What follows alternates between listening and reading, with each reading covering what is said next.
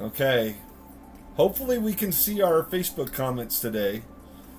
I'm sorry that my head is turned and I'm not looking at you. I switched my monitors. I have my Wacom in front of me now. So this is the Wacom. But over here is my my Twitch set or my live stream settings. So if I'm looking at the live stream, I gotta look over here. Otherwise, you guys are gonna see infinity. Anyway, all right. Welcome to Creating Comics. We're back. It's just me and Randingo today. Hello! Hello! And it's a continuation of Dazzler. Now, I thought I would have this done. But in typical Chad fashion, I put my thoughts into the universe, and the universe checked me. Like the universe always does. It checked you hard. It checked me. It super checked me. Like, it's been a crazy week. So, if you're following me on Twitter, you'll know I posted it on Twitter that my grandpa passed away. 96. Grandpa made it to 96. He's got the high score. Holy cow! Yeah, he had a good long run. Most of it, he was healthy and happy. He survived cancer 3 times. He had lung cancer twice, stomach cancer once. So he had almost no stomach. He only had 2/3 of one lobe left in his lung. Wow. Yeah, so one of your lungs has 3 lobes, and then the other lung has 2. So one lung completely gone. The other lung only had 2 lobes. And he still made it to 96. He had COVID twice after having his lungs removed.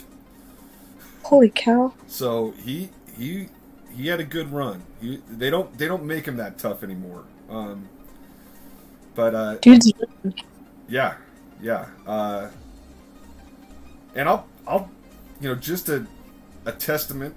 I'll tell just a few happy grandpa stories, no sad grandpa stories.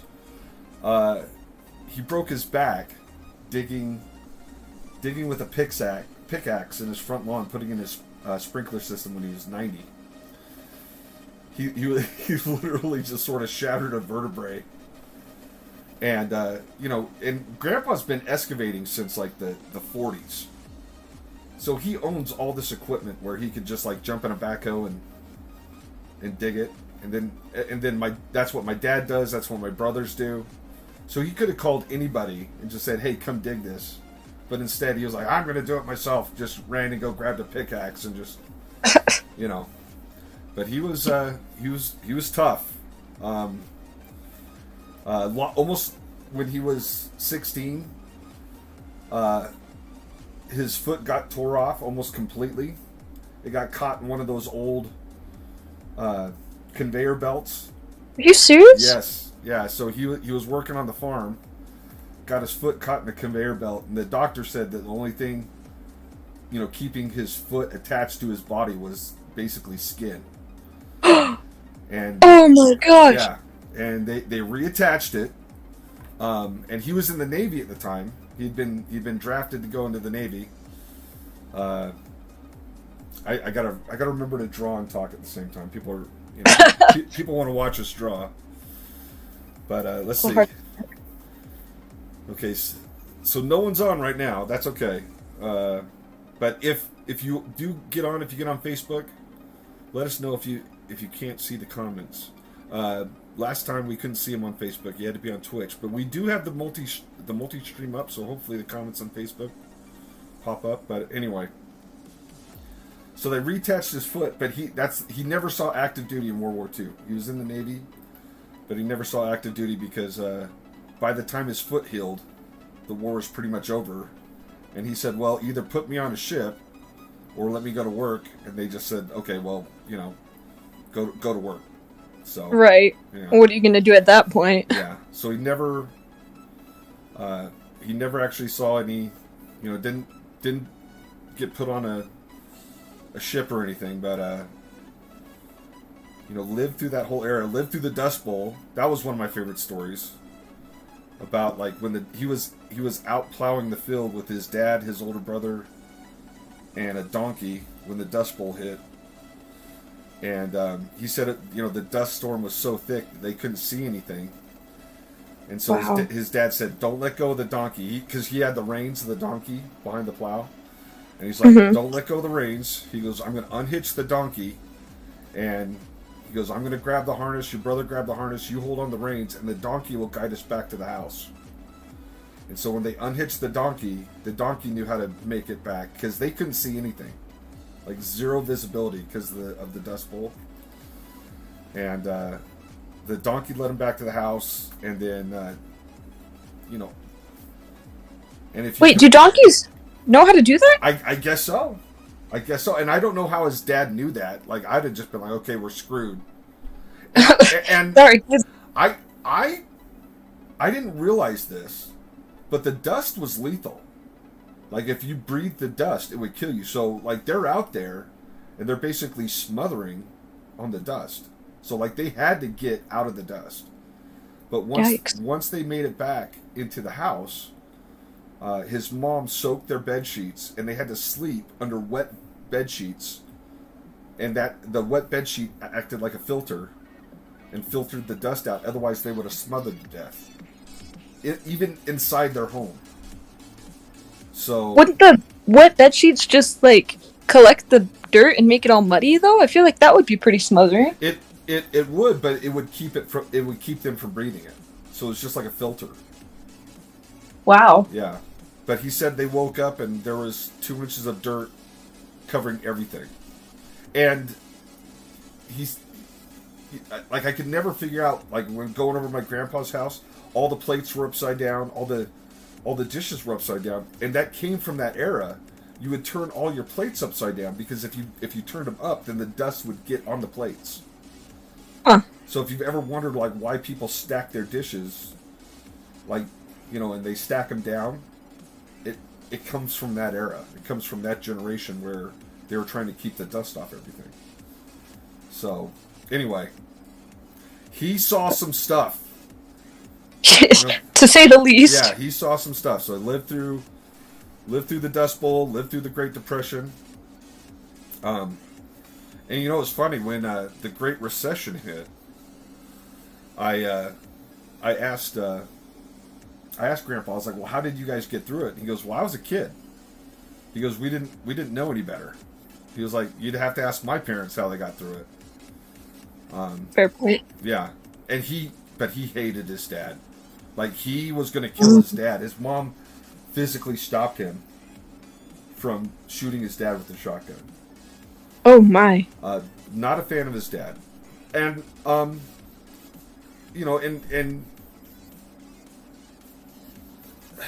there's a part of me that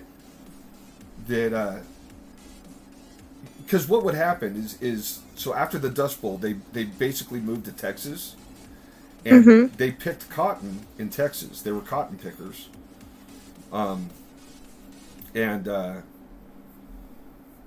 so he had like 14 siblings, like there was 14 kids in his family.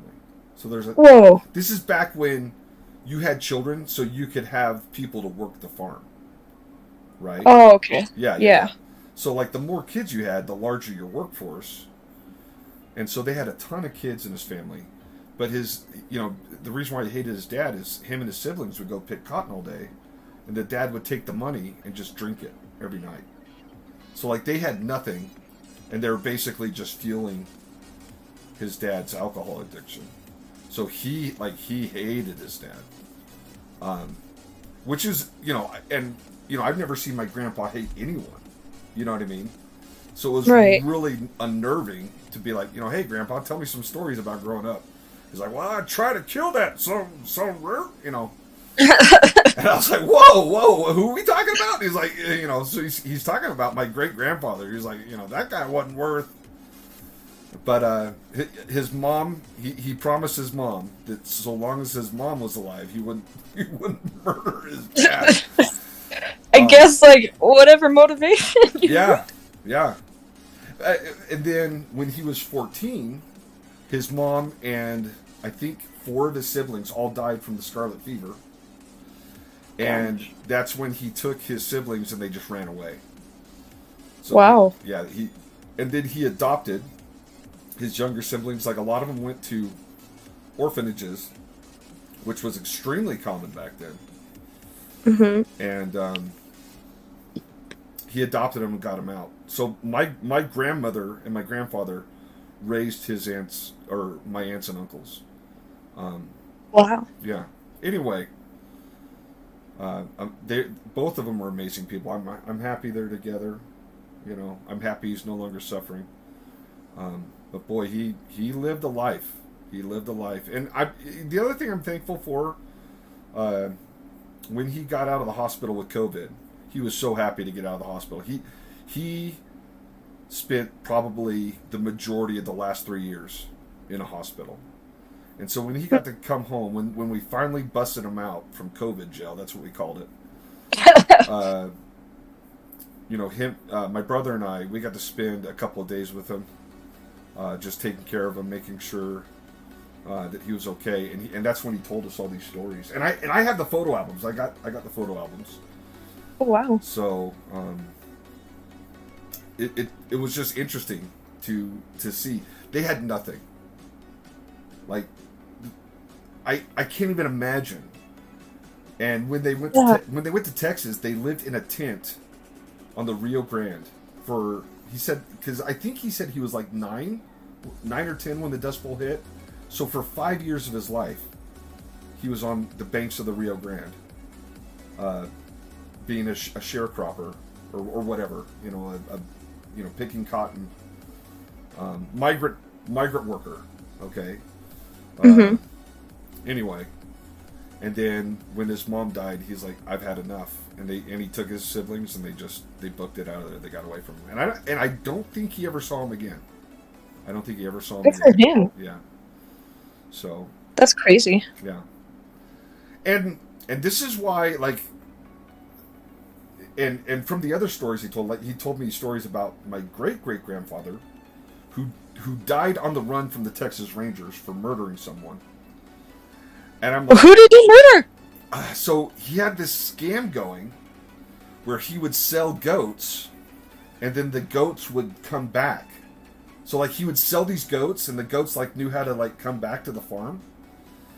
And so he'd sell them to people and then they'd come back and he'd just keep reselling the goats. Well, he sold the goats to this one farmer, and the farmer came back and said, hey, I'm here to get my goats. And he was like, these aren't the goats you bought. And he's like, yes, they are. And then they got in an argument and he shot him. Oh my goodness. Yeah, he shot him and killed him and then died on the run from the Texas Rangers. He was on the run, got sick, and died on the run. So. Wow. So, you come from a family of hardcore gentlemen. I tease Joy all the time. So like Joy's ancestors, they were all Mormons. Made the westward trek. The pioneer trek. And I tease her all the time that like my ancestors murdered your ancestors. Okay. Oh no. So Jared's on here. Says, hey Chad, how's it going? Mecha Jared, good to have you on board. Thanks for showing up, Jared. My writer on Death Watch, and we could talk a little bit about that. Jared got his copy of Primer Red, which nice. is the inaugural issue of Artist Elite. So Jared got his copy. I haven't gotten mine yet. I haven't been in a comic book store. I've just been dealing with family stuff. And, but Primer Blue, which will be the debut of Death Watch, comes out next week. So it'll be in stores next week. Cool. Any store? What's that? Any store like that it's going to be in specifically? So here in Utah, we got Comics Plus ordered, and a store exclusive. With the Death Watch cover, so they'll have the only copies with the Death Watch cover. Otherwise, you can just pick up your Primer Blue from any retailer that ordered. So hopefully hopefully people put in the word to their comic book stores and they can grab an issue when it comes out. Yeah, I'll definitely keep an eye out for that. Congrats, you guys. That's awesome. Yeah. Let's see. It's really cool so far. Oh, I can't wait to see what Primer Blue is going to look like. Yeah. And for those of you who don't know, Artist Elite is doing things just a little bit differently. So these first issues are basically anthologies, just sort of almost like a previews of like what's to come. And then we're gonna have a bunch of anthologies, and then when we get enough material for a single issue, then we'll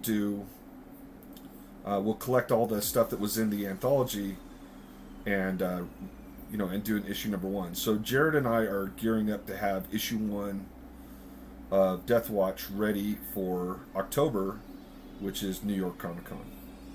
So that's the plan. We're gonna do 8 issues a book, or 8 pages a book, until we have 3 issues in Primer Blue, and then we'll collect it and do issue 1 of Death Watch. So that's the plan. But we're excited. We're excited that it's coming out. I got to meet Sean. I'd never met Sean before, so Sean runs Artist Elite, and that's sort of what's cool about what's happening is now Sean is basically going to be not only one of the largest retailers. He was already one of the largest retailers in North America, but now he's also going to be publishing his own line of books. So we're excited for that. It's almost like hopefully it's a new chapter in how comics are made and sold in North America. So that'll be really cool. Yeah, we're hoping it catches on. So did I introduce you? Oh, Egg Foo's on. Randingo. Yeah. Did I introduce you? I did? Okay. Yeah, at the very beginning you did, but yeah, I just saw Egg Foo. Hello, Egg Foo. Welcome. Eggy's up here in Salt Lake.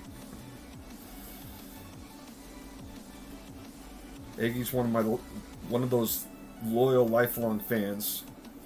Oh. Yeah, he's a good guy. We're glad to have you on. Yeah. Egg and I do you ever listen to Geek Show, Randingo? Me? Yeah. I have occasionally. I don't have a whole ton of time usually to listen to those. I like the scary stories more is what I'll find, but are you a true crime nut? Not as much anymore, but I did go through a phase. You did. So when you say you listen to the scary stuff, what do you listen to? I like listening to like paranormal stories or like ghost stories. Like one of my favorites right now, called The Dark Paranormal. It's by this guy who lives in Liverpool, and does this cool thing where he has different seasons, and every season he switches out between like historical paranormal cases, and then listeners sent in like paranormal cases, and it's super interesting. I'm one of these guys that I'm highly skeptical. I had so much. My friend growing up had a haunted house. And Cool. I've just seen too much crap to just dismiss it completely. Yeah, I believe it. Yeah. Also, Mecha Jared is asking, how much can you guys talk about Death Watch? That's a great question. I'm not sure. I mean, we could. I don't know. I think we're NDA'd a little bit. But, I've drawn full-blown pages on here. I mean, I drew the first 3 pages, on this live stream. But I'm not sure how much we can talk. I mean, we can talk about it a little bit.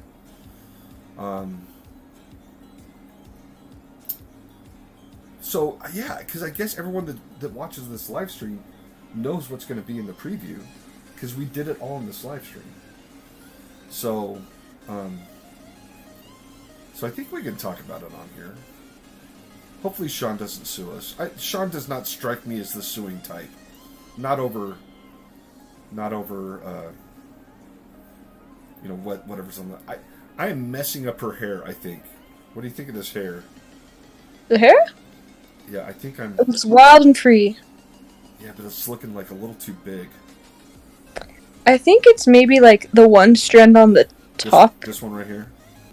Yeah. Yeah. Because the little swirly one on the back, I think it works really well, but that one I think is like just making it look a little floofy. Also, welcome JD. Good to see you on. JD! And because if you spoil everything, you won't have to worry. Yeah, exactly, yeah. Yeah. He's talking about spoilers for Death Watch, so... Loose lips sink ships. Yeah, see, we got rid of that, and I already like that better, so... Cool. It's looking good. Switch back to the 70s. No more S.H.I.E.L.D. I know. That was... I think Niobe Comics was trying to clue us in last time. See, and I only see the Twitch chat. I bet you we're not getting the Facebook chat either. But I don't know how to fix that. We need an expert to tell us why our chats from Facebook aren't coming in. I wonder if I have to update Twitch itself and not just Streamlabs. You think? Maybe? I don't think so. I don't feel like Twitch would be able to block the rest, but I could be wrong. It's almost always like a setting or a switch that you have to flip. And they they love adding switches and flips. So let's see. Jared says, I just wanted to ask because I was going to ask you last night and forgot to do it if we were still going to do the Castlevania homage cover and the Hammer Horde Dracula. You know what? We're going to leave that up to the retailers.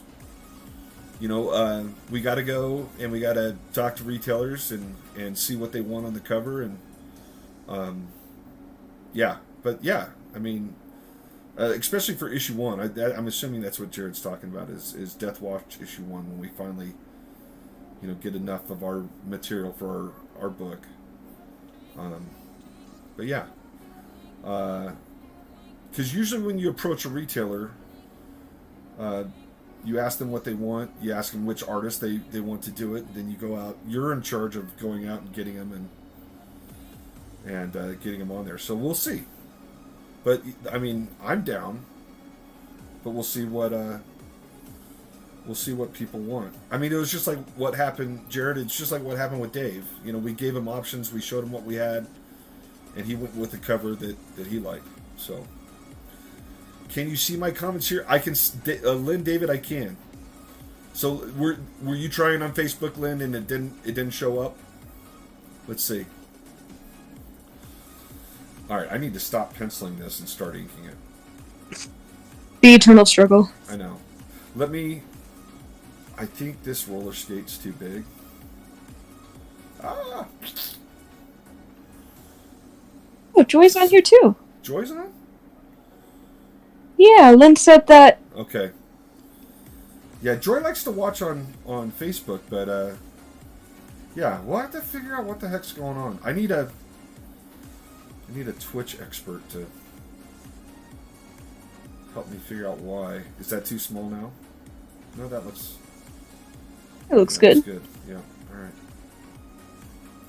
Okay, so let's take this layer and let's shrink it down. And we're going to add a layer. Let's find a color that's not obnoxious. Like a sepia. Bright orange. I know, right? There we go. Mm. And then we'll just ink over that.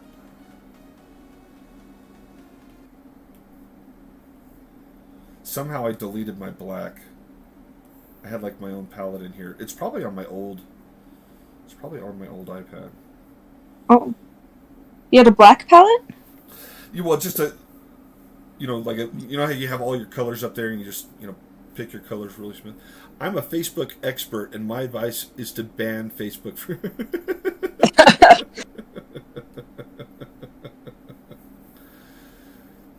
Joy, I'll tell her. She's in the other room. She's supposed to be working right now. So we're not going to rat her out.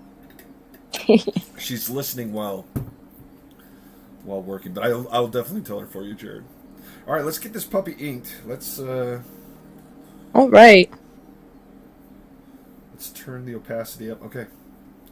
All right, so the secret is this is our brush size. We don't turn our brush down because that detail doesn't show up. We get it right in the middle. And that's our brush size. That keeps us from inking details that aren't going to show up. And the face is always the most important, so we're going to start there. And like I said, this was supposed to be done. Let's see. Marvel did an amazing job of convincing everyone that Dazzler number 1 was going to be an amazing collector's item. I went to a con and every dealer had a huge stacks of it. I got my stack. I don't know what you're talking about, Lynn. The Dazzler's life. I think Dazzler was basically supposed to be ABBA. A mutant ABBA. Everything makes sense now. Yeah. When is she getting her show with the ABBA soundtrack? I know, right?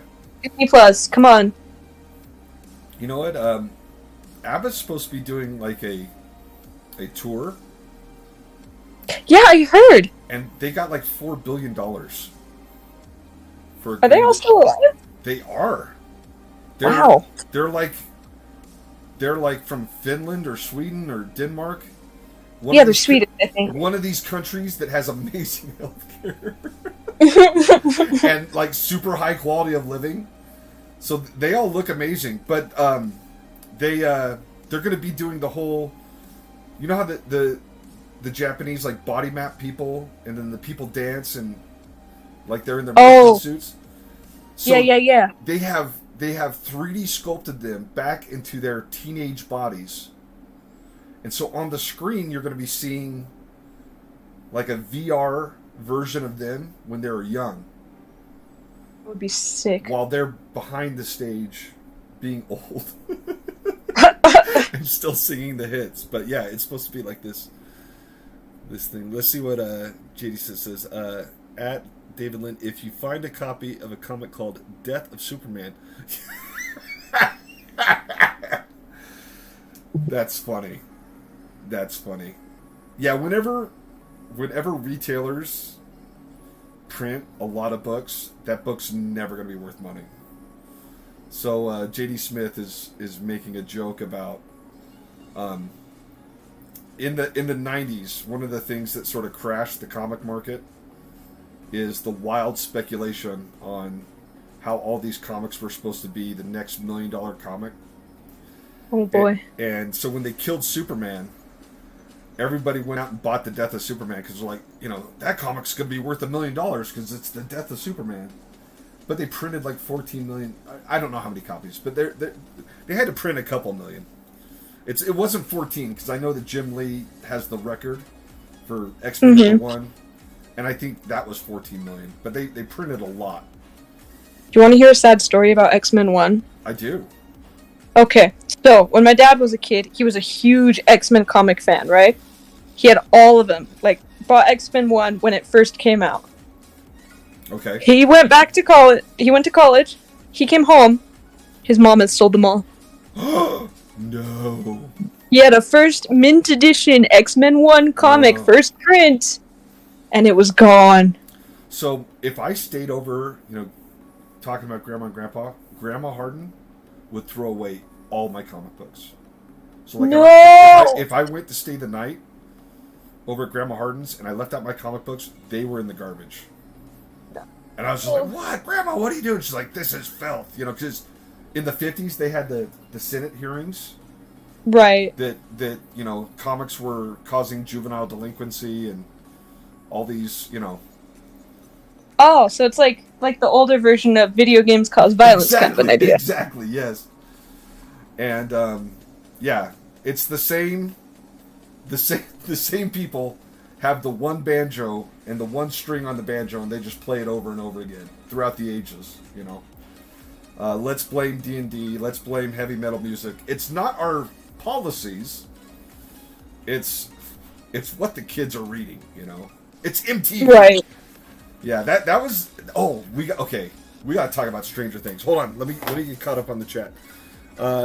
Lynn is asking, am I using a Cintiq? No, I do have a Cintiq. I'm actually on my iPad. But I could. You know what? Should we ink this? I could ink this on the Cintiq. Because I have it all pulled up right behind me. So this is my Cintiq screen. So I'm using my Cintiq screen as my Dazzler reference. but I'm drawing on my iPad. But I will start drawing on my Wacom, but I don't have any of my brushes that I've been using for like the last... How long have I been on that iPad now? At least a couple of years. So I gotta get all my pins that I've made for my iPad onto my Cintiq before I start using my Cintiq. But I got the equipment. It's all hooked up, Lynn. It's all hooked up. All right, let's see. Let's see. Grill Warlords when my grandpa came. Oh, and he. Oh, that's funny. That's funny. So Lynn's talking about when he took his Warlord comics over to his grandpa's. His grandpa said it was pornography. See, my grandpa had copies of Playboy in his bathroom. Oh, snap. I know. I was like, yes! I have to go to the bathroom. But no, so that's amazing that you know, everybody has different thresholds, okay? Everyone has different thresholds. See, I grew up in Las Vegas. That's the other thing. I grew up in Las Vegas. There was naked people everywhere. Matter of fact, I'm going to tell a Lynn stories. There's one time Lynn and I were going to Comic-Con, and we're driving through Las Vegas, and Lynn is basically looking at the floor of the car the whole time, not looking up. And I'm like, dude, no. I'm like, what's going on? He's like, I can't look at these posters. Because, you know, all the road signs and all the casinos and all the flashing billboards, it's just naked people everywhere. So, like, was this before they got rid of the naked people cards on the floors, or after? Oh, it's still there. They haven't got rid of anything. Vegas is still just this vile. Vegas is Mos Eisley. You'll never meet a more wretched hive of scum and villainy than you will in Las Vegas, Nevada. And that's where I grew up. So I'm like desensitized to a lot of this stuff. I really am. And you know, and then I moved to Utah, and I married Joy, and I'm like best friends with Lynn, and you know, and obviously Utah is much more religious, much less tolerant of you know, quote unquote pornography. Right. So yeah, I mean, I think it's one of the reasons why I don't do well at FanX. I call FanX the dirty look show because that's all I get. Show. It's dirty looks. Yeah, Hollywood. Okay, Vegas is a suburb of LA. So, J.D. Smith, he was talking about Hollywood Boulevard. I've lived on Hollywood Boulevard too because I went to art school in LA. So hey, I know exactly. You just have a new follow. What's that? Someone just followed you, Justin cool. Jangle. All right, Justin. Sweet. You know, if I often wonder if you know.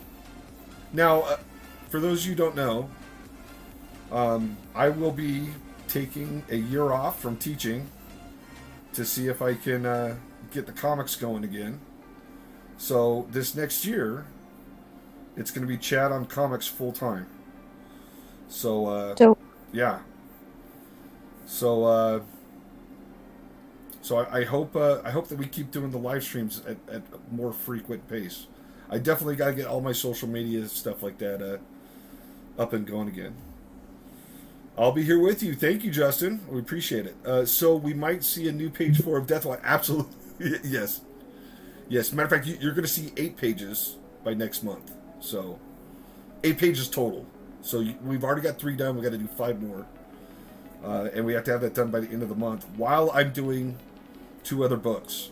So I know there's a lot of people on here that want me to do a lot of commissions, but I'm going to have to make sure all that energy is going into interior pages for the foreseeable future, because that's where I've signed the contracts, is for those interiors. Daggone interiors. They'll get you. They will. They're a million times more work, but it's what I'm good at. So, Parasite's on. Yay! You know. Yeah, I just saw it. Hey, Parasite. Perry, join on Discord. Yeah, what are you doing in the chat? Yeah. Jump on Discord, Perry. You're always welcome to come back. They're probably at work. Or cooking crepes.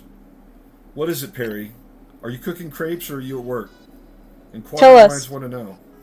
And if it is crepes, I best be seeing some soon. I know. I seriously started salivating just at the mention of Perry's crepes. They're good. Perry loves to make food. And they love to bring that food over and leave it at my house, where it's devoured by my children before I have a chance to eat it. I got one. Do you remember the almond cookies?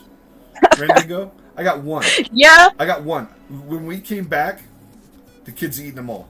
They're gone. They ate them all? They ate them all. Y'all are always so threatening when food is involved. Oh, yay! Perry! Yeah, I got one. So. Yay! Because you're a threatening person. And your food is amazing. It is. So what's new, Perry? Nothing. I'm just drawing more Cuphead stuff, and I was like, oh, I'm just gonna lurk because I want to see how Rendingo did. I was testing you, Rendingo. Oh! You were? Did I pass? Yeah, you're fine. Okay, good. You know I crave your approval more than anything else. Oh, wow. No pressure. But if you say one bad thing about me, my life will be in shambles. Good to know. Hard drinking immediately, just Hard drinking. God. just line the whiskey shots up, just bam, bam, bam, bam. One of these days, a bottle is gonna be thrown at my house. I'm gonna look outside. It's gonna be Rendingo on the street. Why, Perry? Saying, why? love me, Perry. Wearing more black than usual. His mascara streamed down the face. The jeans more ripped. The Oh my jeans gosh. more ripped. I don't think you can rip your jeans more. I don't. I actually turned those into shorts. Oh, I was like, what are you wearing? And how is it staying on? Okay, but like, here's the thing though. I was out and about, and I saw this girl who like had her jeans just a big hole from like the mid-thigh to like the shin. So I guess it's a style now? Okay. I have seen that, yeah. They're like window pants or something. I don't think that's what they're called, but you basically just have these big old windows. Yeah. So you can't. So I'm in style, Chad. It was stylish. I was ahead of my time. Good job. I've never been ahead of any fashion trend. I think you could take a picture of me at 16 and take a picture of me now, and the only difference is I had hair and no beard. But I was still in a Batman shirt, still in blue jeans, still in the same sneakers. Like I've not changed anything. Nuke Chicken, big window pants are the new thing. Welcome Nuke Chicken. I don't know if we've ever had Nuke Chicken on before. But I mean, they sound pretty easy, breezy, beautiful, so... Yeah, Mecha Jared? They're cool. Let's see. You look like... You got a writer who looks like Dracula. Jared, you don't. Who is this writer? You don't look like Dracula. Jared will put the filters on. Now, with the filters on, you do look like Dracula, Jared. I'll give you that. The scary ones that you post on socials, on social medias, they're quite terrifying. Jared, you and I must meet. I must see this Dracula lookalike. You know what? Are you going? Who's going to Las Vegas? Are you going to go to Las Vegas, Randigo, in September? As much as I want to, I have not the funds. Well, we'll talk about that because okay. I'm thinking what we're gonna do is we're gonna carpool. Cool. So and then I think there's a group going down. So we're gonna try and organize like co-ops, and that way everyone can go on the cheap.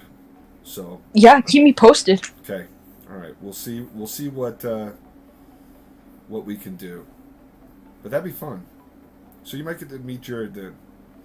Cool. Let's see. You haven't seen my full stream goth. No, you know what? I have not watched your live stream, Jared. I think you're up too late for me. I'm getting old.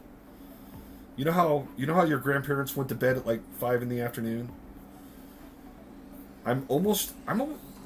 You guys know that Michaela's engaged. I could very soon be a grandpa. What? So did not know that. You didn't know that? Maybe I wasn't supposed to say nothing. But yeah. No, well, you have now. So I have 2 children who are engaged to be married. So Oh my gosh. I would assume the grandpa years are coming pretty quick here. But yeah, once I'm a grandfather, I have to go to bed at 5, and I have to 5 o'clock at night, and then wake up at 4 in the morning. Those are grandpa rules right there. So let's see, shiny. Does that mean you're gonna start wearing like the really high-waisted pants with the suspenders and? Yeah, we got to get you some suspenders. You know what? I'm down for suspenders. Suspenders are great. As an avid wearer of suspenders, they're pretty neat. So it looks like JD Smith is watching Jared's, and JD's throwing some shade at you, Jared. He says the Leslie Nielsen Dracula or the shiny Dracula from Twilight, which is why we wrote. Jared and I wrote Death Watch as our response to Twilight. Like we were so angry at Twilight that we basically made a comic about what vampires should be, which is terrifying monsters that eat people. So I love those vampires so much. you do? You like Twilight? No! No! I was thinking about the ones that are more monster than human. Okay, yeah. Please. Yeah. No. You know what? It's so funny talking to writers about Twilight. Because I'm friends with a lot of writers. Which Jared pointed out the other day. I guess I trash talk. Jared, what did I say at Fan Expo that you got all...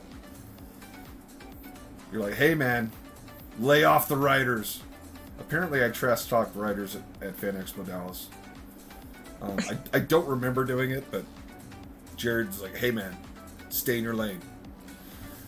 I don't know why, but I feel like a Diet Coke was present for this conversation. It could have been. Let's see. Grandpa Chad, let's go. No, I'm not ready. I could wait like another 5 years. Well, okay, here's the thing But though. I would be a fun when you grandpa. hit like... You would, but like when you hit those grandpa years, now you can complain about like back pain and stuff, and people actually look at you like, oh yes, grandpa, that's appropriate. Yeah. Because I mean, when... I'm gonna spoil Like right now it's like, oh, you should just take better care of yourself. When you become a grandpa, it's like, ah yes, grandpa. Oh, grandpa. Just don't die, grandpa, and you're fine. Yeah, it's like you're doing your best, grandpa. Yeah. I'm gonna caffeinate my grandchildren. They're gonna come over to visit, and it's gonna be straight sugar and caffeine, and I'm gonna buy them puppies and Xboxes and send them home. Are you trying to give your daughter gray hairs? It's called payback. It's called payback. Michaela, my first daughter. I'm gonna catch up on the chat here real quick. What We Do in the Shadows is a good balance, I feel like, for vampires. If you're not, that show's so good. It is so funny. I love that show. The duel between the werewolf. Oh my god. Can we talk spoilers on this stuff yet? What We Do in the Shadows has been out for like a minute. Okay. At this point. Okay. The duel with the werewolf and how they win. That was like It's so great. the funniest thing I've ever. Yeah, it was Brilliant. It was brilliant. Mhm. So yeah, check that out. Justin Jagle, did you sketch this in Procreate? Yes, I am sketching this in Procreate, and then what I'll do, I mean, basically this is going to be like a preview, and then I'll transfer it over to the comic cover. I'm trying to build more pieces for the Art of Chad Harden Volume 4. So everyone that has an outstanding commission, so Wilson's been waiting for this for almost a year now. Like, this is a super late commission. So the advantage to having a super late commission is I put the extra spit and polish on it. Because I feel guilty that someone's waited a year. So, like, if you're at a show and you get a commission, like, you get it instantly and it's there in your hands and it's part of that convention experience. This is sort of my way of saying, I'm really sorry that my life has been complete chaos for a year. But it has. It's been one thing after another. I mean, just in the last week since we did this is probably... No, I've been drawing for like 3 days, but I got 3 days of drawing in as opposed to an entire week of drawing. Just dealing with... I went down to see Grandpa before he passed. Went down with my dad, spent time with my parents. And then, Grandpa was so weak at the end. I basically grabbed my mom. My mom's living with me right now. And so Dad can take care of all the funeral arrangements with my Aunt Rhonda. Well, actually, my Aunt Rhonda's probably doing everything. My dad's probably more on cleanup duty. Like cleaning up the his hospice room and his room at the assisted living facility. You know, just all the things you have to take care of when someone passes. So Joy and I are watching my mom, and we bring her up here, and then my daughter gets home from Washington D.C. She went on a vacation with my sister, and brought back COVID. So now I got my anyway. It's been a week. It's been a little bit of a week. So yeah. Let's see. Let's get caught up on this. I don't know this. Let's see. Oh, okay. So we're talking about In the Shadows. Yeah. So what I'm going to do is I'm basically going to get it all done in Procreate. I'll transfer it to the book. But then when I'm done with this, I'll probably ink it myself, turn it into a poster, and then see if I can't sell it through MB Artists. Yeah, been good. Yeah. And that's the plan with the Poison Ivy too. As soon as I get the Poison Ivy, I have to modify the Poison Ivy before I can show it on the stream, so I can make it family friendly. Let's see how much hype. Sandman, because it does come out soon. Are you okay? Yep. Can we talk about? Let's see. Check your mattresses. Oh, I just sent a few pictures. I'll check them. I'll check them later, Jared. Can we talk about Stranger Things? I haven't seen it. Oh. Are you going to? I am loving it. I think we could talk about it so long as we don't drop spoilers. Yeah. Like, what was your overall impression? I loved it. I am loving it. There's a lot of people that are sort of meh, but as I think out of all the Stranger Things, this one's it has the more authentic past. And I think what happened is they started talking to like Winona Ryder, and Winona was just like, this is how it was, and they should listen to her more because this feels a lot more authentic, like authentic 80s than the ones before. Does that make sense? Yeah. Like there was just a few things that they did before, like a little bit of the vocabulary, and I'm like, nobody said that in the 80s. You know what I mean? Like I was like being like hypercritical of it. But this one feels like the soundtrack, the way people acted, the way people dressed. For me, it's a lot more dead on. So I'm just sort of enjoying that whole thing, and it's funny to watch people's reaction to. Gosh, I don't know how much I can say without spoiling things. But there's some really annoying people that you just want to smash their face in. And watching people being like, "Oh, I can't watch it because I hate these people so much," and I'm just like, you know, that's very authentic. People were the worst in the 80s. I mean, the worst. You know, you talk about, you know, anyway. It feels real to me. It feels real to me. And I love the whole satanic panic. I think anyway, gosh, I can't talk about it too much. But if you're not watching it, you should be. It's better, it's way better than Obi-Wan. Which right now Obi-Wan, I don't know if you guys have seen it. I'm not impressed with Obi-Wan. I'm having a good time watching it, but I'm having the same reaction to it that I did with the rest of the prequels, which is like, okay, cool, more Star Wars. You know, like we get more Star Wars, but I don't. It's not Mando. And if you're a Ewan McGregor fan, it's fantastic. I am. I love Ewan McGregor. I'll watch him in everything he does. It's always good to see more Ewan. But as far as the show goes, it is no Mando. It's not going to generate that hype. Even though it did break records. It broke streaming records. Did you guys know that? I actually didn't. Yeah. I think it had like the largest streaming debut ever. Obi-Wan did. Wow. So. And we can also talk about the toxicity of the fandom. Oh boy. I know. Let's see. Got a few new comments. Okay. Say, Nuke Chicken says the new boss in Stranger Things is cool and spooky. Yes. And then Mecha Jared is on here saying that Robert Englund is in on it. And Yes. I think that means Stranger Things, right? Yes. That's Stranger Things. Robert Englund, who for those you don't know, played Freddy Krueger in the Nightmare, the entire Nightmare in Nightmare on Elm Street series. Jeez and crackers. I almost said Sesame Street. That would. Oh my god, Sesame the parody we never knew we needed. I mean, you know, that meme of, like, On Fire Elmo would make a lot more sense if that was the case. So Egg Foo says at least it was the largest for Disney Plus. Okay, so that's what it was. It's Disney Plus's largest debut. The Count. You know what? We should put, Jared, write that down. We need The Count in Death Watch. We have to have an issue where he faces off. You know what? I'm gonna. That's a challenge. JD Smith. I accept that challenge. That will be in the book. That'll be the BBEG. Reiner will square off against the Count, against the puppet Count. It'll be in there. We're gonna work. He's just like leaking stuffing by the end of the battle. It's going in.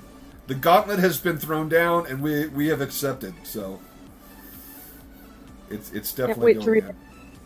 I'm even more hyped.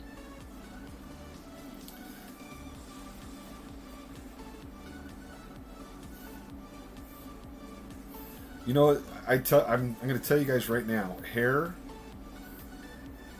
is probably the hardest thing and the most important thing that you're going to put on, especially when you're drawing female protagonists. You better not mess up the hair.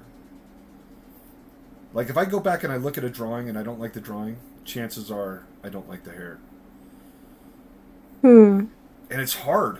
It's hard. And, I mean, honestly, if you have the time, and artists never have the time, especially comic book artists, you should always put that page down, walk away for a good long time, and then come back to it. But that's never the case. It's killing me, because, like, right now, I'm getting pages back for Harley, which my Harley book should come out, but I asked Ben if I could talk about it, and he didn't respond, so I'm going to assume that's a no.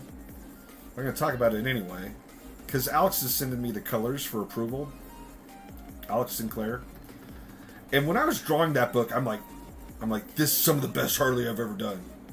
And then he's sending the pages back, I'm like, and I see all these mistakes that I'm making, and they're driving me nuts. There's this one panel, I think it's on page 8, where I'm just like, what was I thinking? And when I was drawing it, I was all stoked on myself. I was like, yeah, this rules. And then you see it like a month later, and you're like, whoa. Like, were you on crack? Were you not sleeping that night? Like, what, how did you miss this? But that's the nature of comics. Let's see. Can I talk about... Nice pun. Well done, JD Smith. We like the puns here. A Sesame Street variant cover. Hey, Marat does the Do You Poo. Think about it, Jared.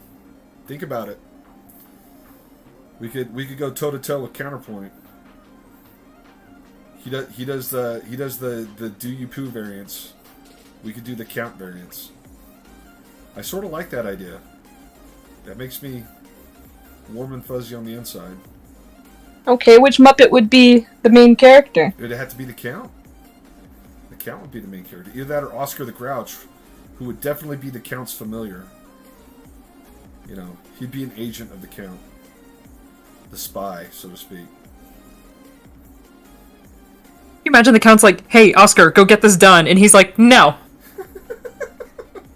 I'd have to leave my can.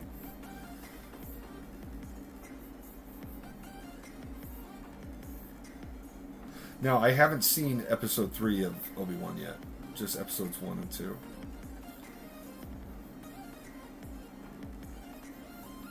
And maybe they're going to do the slow build. Have you guys seen it? Not. Okay. I'm trying to get through Legends of Vox Machina first. Oh, okay. Yeah, I have my go-through list as well. Matter of fact, I'm watching Ghost in the Shell. The new season of Ghost in the Shell on Netflix. So. Oh, is it any good? Yeah, I love it. A lot of my friends don't, though. I mean, because we grew up on the comics, and this is some of the most basic animation that I've seen on Ghost in the Shell. But I dig it, and my friends are like, eh. So I'm sort of watching it alone, which I hate because nobody's stoked on it except me. But I think it's great. I think everything that Masamune Shirow basically thought up. I would definitely watch some more Appleseed. I would definitely watch some more Dominion Tank Police. These are untapped properties that somebody needs to revitalize. Not in the Scarlett Johansson live action way, but just more anime, please. Yeah. I love them. So, let's see. Ghost in the Shell 2045 has been enjoyable, but the animation bar has been raised. Arcane, absolutely. Arcane is the most beautiful animation I've ever seen, period, hands down.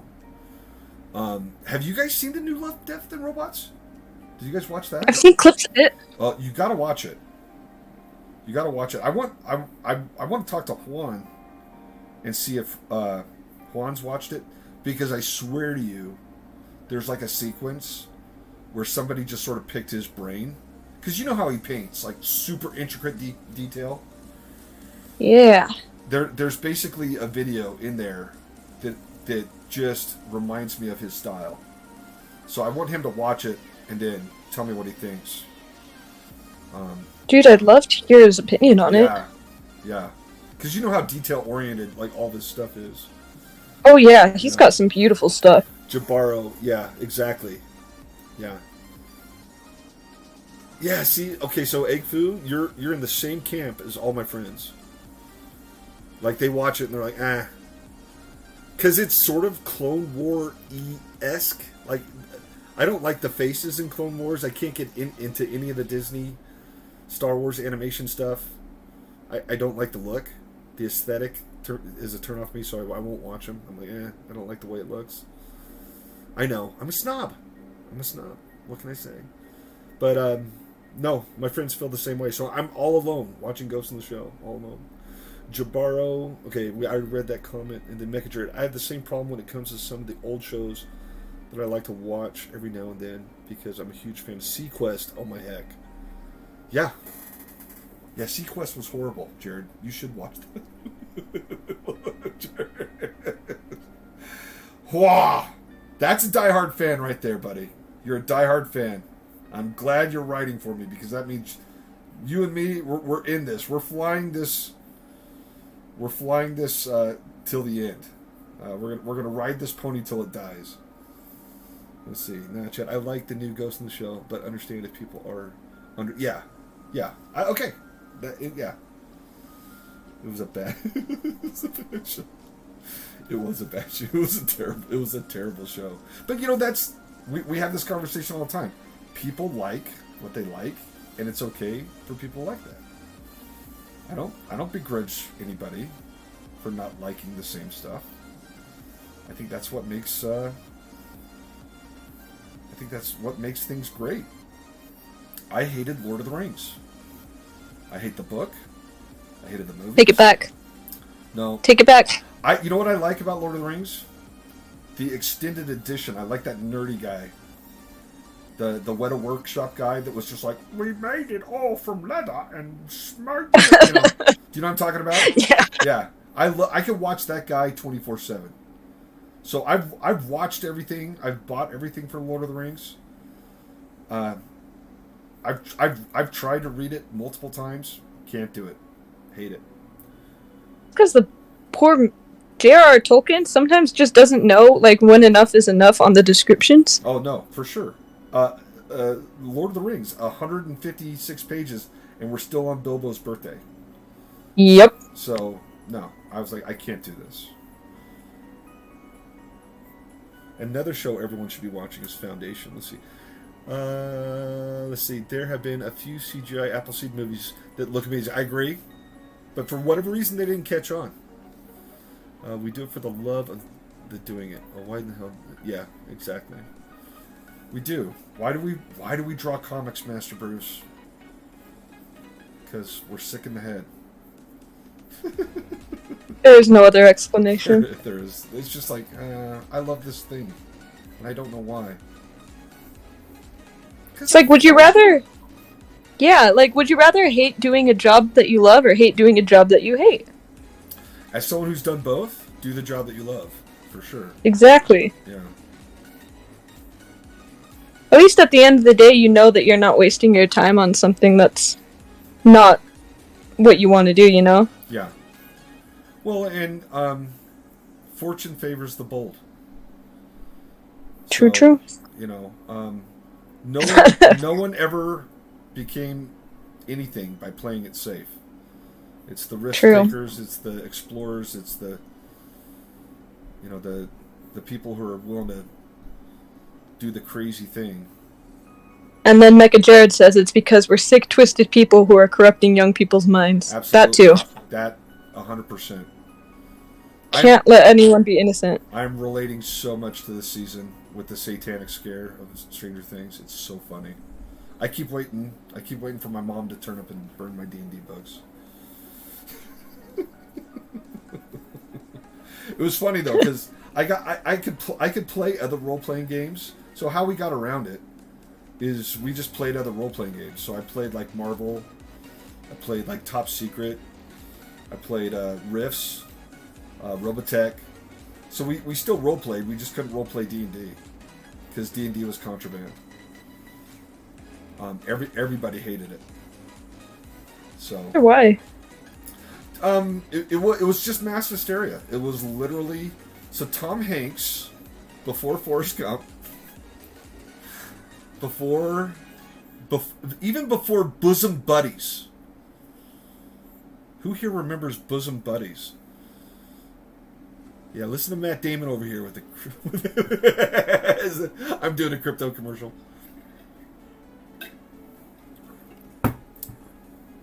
Okay, Egg Foo remembers Bosom Buddies. There was a movie that came out on NBC called Mazes and Monsters, where Tom Hanks gets so into D&D, he has a psychological breakdown and can no longer tell reality from the role-playing game. And it scared the absolute bejeebus out of everybody in the country. And here's the other thing that I think contributed to it. So I'm going to drop some old school knowledge on you. There was a book, one of the original D&D books was a manual called Gods and Demigods. And they actually had stats for Jesus and God the Father and the Holy Ghost in this book. That would do it. Yeah. So of course, the religious right had a cow. And I remember when Mom was throwing my books into the fire, my argument to try and stop the destruction of these D&D books was, but Mom, Jesus has infinite hit points. Are you serious? I swear, that was my line trying to save my D&D books. But Mom, Jesus has infinite hit points. He can't be killed. Next time the missionaries come to my door, I'm going to ask if they know how many hit points Jesus has. See if they're true disciples of Christ. Yeah. That is so funny. How many hit points does Jesus have? What are you talking about? In the game Dungeons and Dragons, in the first edition manual for Gods and Demigods, how many hit points did Jesus have? And if they don't say infinite, just slam the door right. Exactly. That's the test. Oh, that's so funny. Oh, good. I lived in good times. It was all fun and games growing up. I never had to deal with the Dust Bowl. I never had to deal with okay, hold on to your donkey and follow it back to the barn. I had an easy and charmed life. That is for sure. Interesting how times change. Yeah. So it's I was thinking about it because, you were talking about Satanic Panic and we've just been talking about how everyone was freaking out over D&D in the 80s. And now I know 7 stores that sell the books and infinite amounts of the most colorful dice.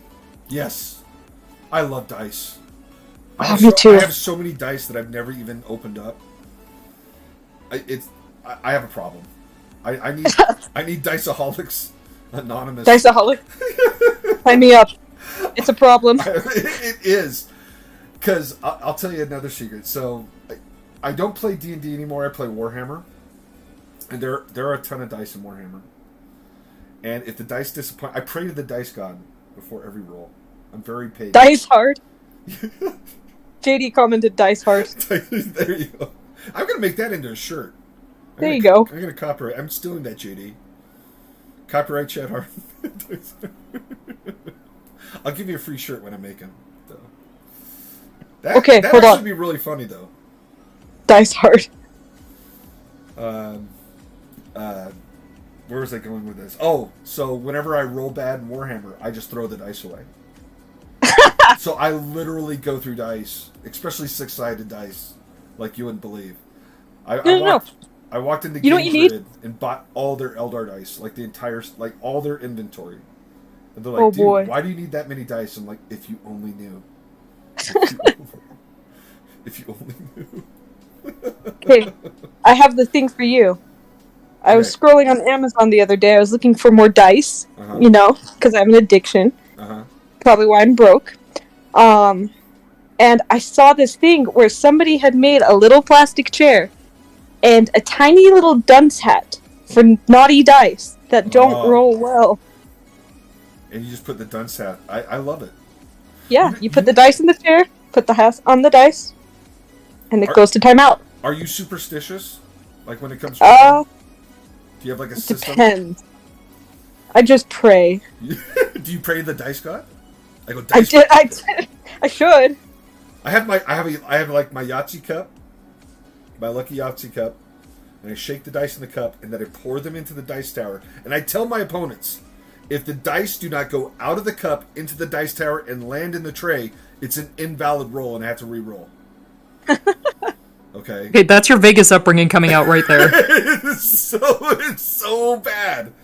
It's so bad. Like, oh yeah. Like my friends are like, "What are you doing?" I'm like, "No, this is the way it must be." Because if I just roll, it's gonna be a 1. It's gonna like statistically impossible. At how easy I roll ones. I'm a freak of nature. And ones are the worst roll in Warhammer. You can't. It's like an instant fail. So. I'll bring you some crystals to cleanse your dice. You could just keep them there on the shelf. I like this. You know, we should do a crystal dice cleansing service. Let's do it. For cursed dice. Let's do it. We have so many good ideas on this live stream. No, is someone taking notes? I should be taking notes. I think that's my job, actually. You say, isn't that your job? Like, it's not my job anymore. Yeah. I wonder if we did that, I wonder if we could do that. Like a spiritual dice cleansing. Like, bring us your cursed dice. And we'll light incense, we'll put them in a bowl, and we'll shine the crystal lights on them. That's funny. I could actually sing that being a thing at like a booth or something at a convention. We should totally try it. Let's do it. I think that's an amazing idea, and I think it would be. I mean, we at least need to do a live stream where we do it. Yeah, I'll bring all my stuff. I have all the stuff. We'll get outfits too. Yes. We'll have like priestly dice robes. Yes. We could get, what are the beads? The rosary? But we'll put like a little D20 at the end. There's to make rosary out of D20. Yeah. Oh my heck. We could create like a dice cult. Let's do it. We should. All right. Let's do it. We'll call it Dice Hard. Dice Hard, yes.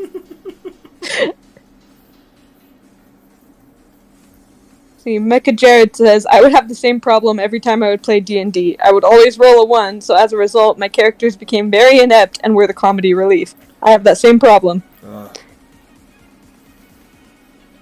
Did I ever tell you guys about Captain Flunk? Don't think so. Oh my gosh.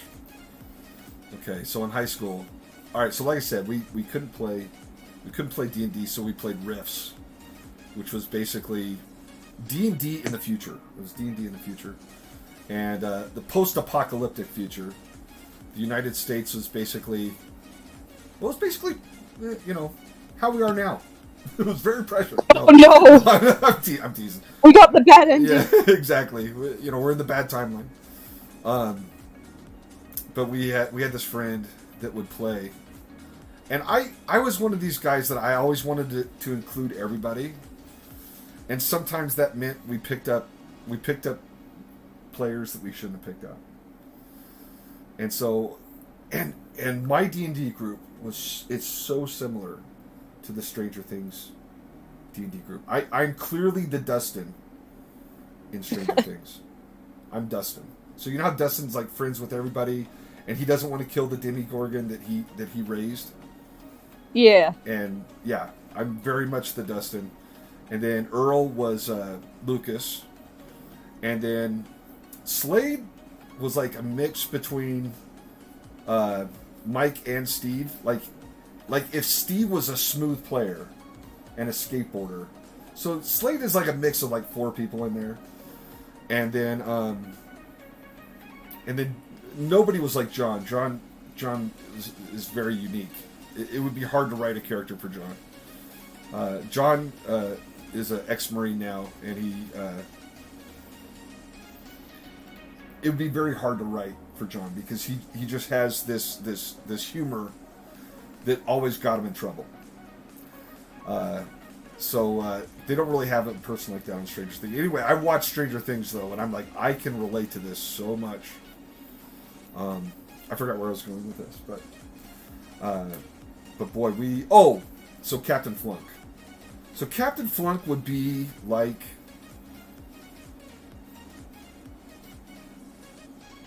I don't know, but I guess I'll describe Captain Flunk this way. We still don't know what Captain Flunk's real name is. We just call him Captain Flunk because he literally every time in class when he get his homework back, it was always an F. Because they used to when they passed your tests back when I was in school, they would announce it. They'd be like Chad A, Slade A minus, or or whatever. You know what I mean? When you were in class, they would basically and you had to walk up to the front of the class and get your paper back. Like whatever work you turned in, yeah. So it was like this public humiliation for being an idiot. So there was a lot of pressure. There was a lot of pressure in school to like not get a bad grade. We called Captain Flunk because he failed everything. I don't even know how he graduated or if he graduated. I'm not kidding. But anyway, we brought him to our D&D sessions, and the riff sessions, Palladium riffs. And anyway, they quickly became let's conspire and murder.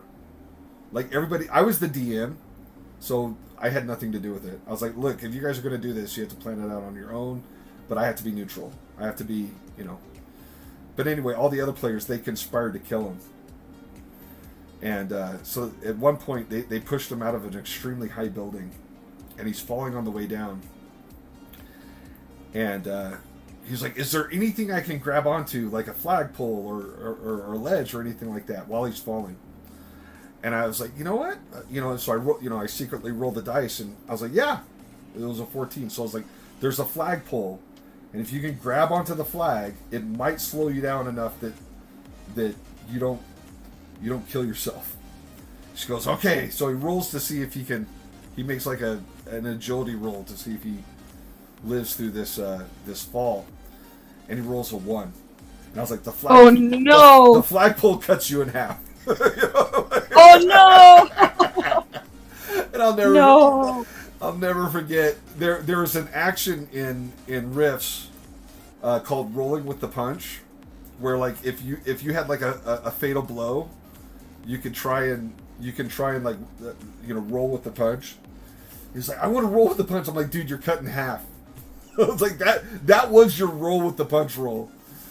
Anyway. Oh no. But they just killed him over and over and over again. And Slade and Earl and John were so livid at me for letting Captain Flunk on our sessions, like on our role-playing sessions.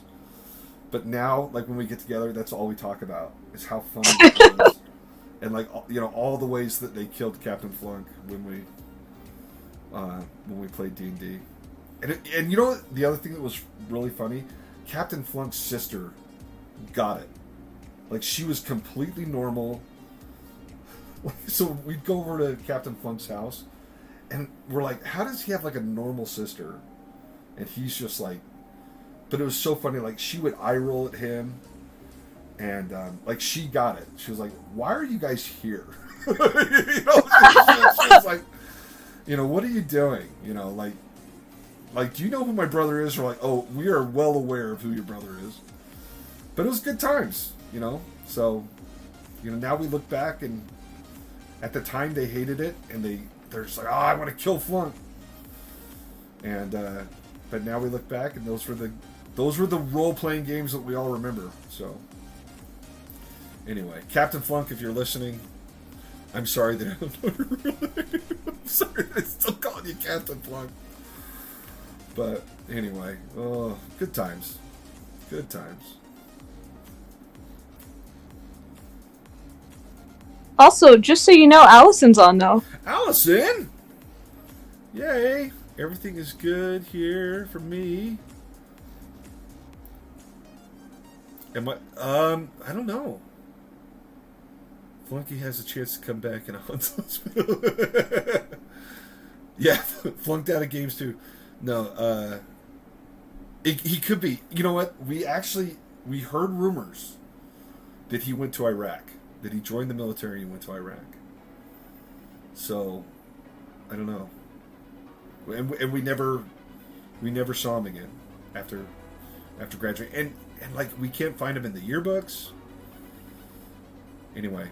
Well, because you don't know his name. I know. I could have swore that I saw him the other day. I took a picture and I sent it to the group, and they're like, "No, that's not him." That's not him. But we're on the lookout. And my 30th reunion's coming up, so maybe I should go to my 30th reunion. Do you guys ever go? I'm only going when I have money. That's a good point. It's crazy though. I'm not kidding you. How many of my fellow classmates have passed away this year from cancer? Are you serious? We've lost at least 3 this year. At least 3. Wow. And they were like healthy. They were like the cheerleaders. Like they were the healthy kids. I'm like, how am I not? How am I? Don't jinx yourself. I know. Right? Yeah, no. Don't say anything. I know. I shouldn't, because every time I say something on this podcast, something horrible happens. It's a live stream, not a podcast. I'll never be able to tell the difference. That's okay. We can turn it into a podcast. Would probably increase if you knew. Just Captain Flunk. I know you're judging me, Lynn, but if you were there, you would agree. You would have been on board.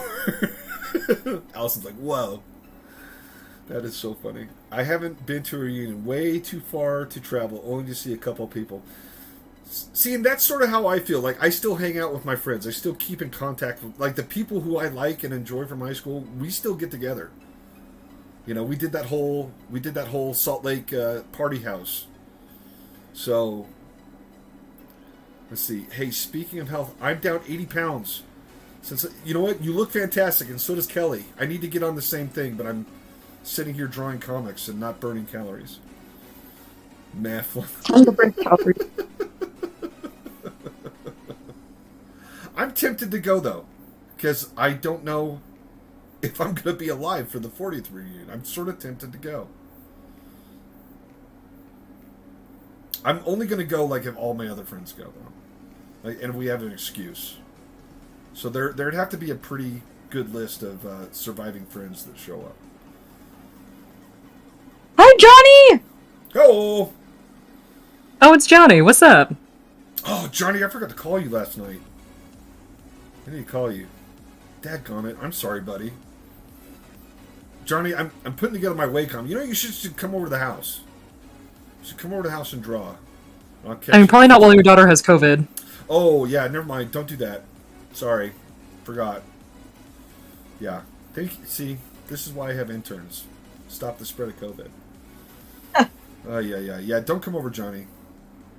We are a plague house at the moment. Or you could just bring a plague doctor mask, Johnny, if you have one. Just show up in like a full hazmat suit, like, hey. Yeah. Hello. But Johnny and I have to make some stickers for Jason Mewes. Ooh. Yeah. So Exciting. Johnny and I went to St. Louis, and Johnny got the Jason Mewes hookup. So we Way to be. We need to make some merch. Good job, Johnny. I love Johnny. Johnny's fearless. Johnny's like, I see Jason Mewes. I'm gonna go talk to him. I'm like, don't do that, dude. He's busy. Johnny's like, I'm talking to him. He just goes over there and talks to him. And now they're like friends. He's got like all their phone numbers and stuff. Because I feel like anybody Johnny talks to becomes their friends. Like, Yeah. that's how I know him. Yeah. Johnny's like, I'll talk to him. And Johnny, that the other friend, the girl with the posters that was catty corner to us, she actually got a DC portfolio view in MegaCon. So Wow. yeah. Let's see what Mecha Jared says. If I do go, you'll have to come with me, Chad, and then watch as I rub it in people's face. We're talking about reunions. Yes. Yeah, I don't know, it's so weird. I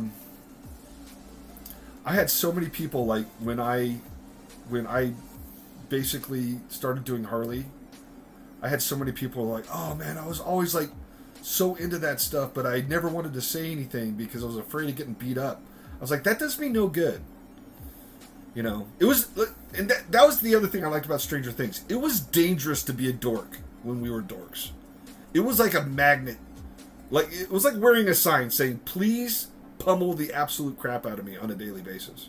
If it wasn't for my older brother and my cousin Robbie, I don't think I would have survived. I think I would have just been, I would have been like, it would have been Lord of the Flies and somebody would have caved my head in with a rock. I would not have survived school. And that's the other thing I sort of like. It's just, you know, high school is not a pleasant time. And so for all these people, they're like, oh yeah, I was totally into that, but I was afraid to say anything. I was like, weak. You know what I mean? Like, anywho. I'm not bitter at all. No resentment. Definitely not. I'm ride or die when it comes to with nerdy stuff. Ride or die. Like, I fought to be a nerd. Yeah, I know. There's no risk in being a nerd today. It's like the in thing. Kind of weird.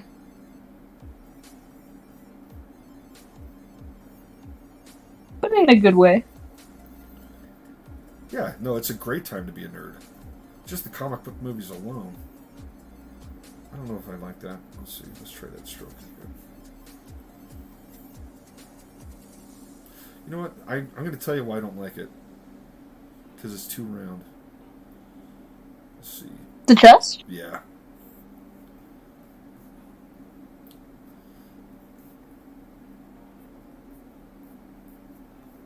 See. Micah Jared says, Chad, you and I lived in a time when people thought that if you were any kind of dork, that was an invitation for a swirly. Yeah, oh man.